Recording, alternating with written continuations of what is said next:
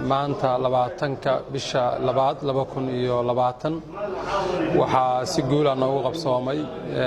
shirkii golaha wasiirada kiisii 6aad sanadkan oo uu shir gudoominayay wasiirka cadaaladda ahna kusimaha madaxweynaha dowladda Puntland si wanaagsan ayuu u dhacay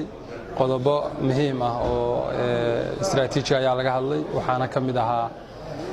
xaaladda amniga guud ee waddanka oo aad loogu dheeraaday waxyaabaha ka soo cusboonaaday iyo qorshayaasha laga leeyahay waxaa laga hadlay xaaladda ayaxa waxaa laga hadlay xeerka la yiraahdo xeer number 7 oo laga dooday asxintiisana asbuuca dambe loo ballamay waxa kale oo laga hadlay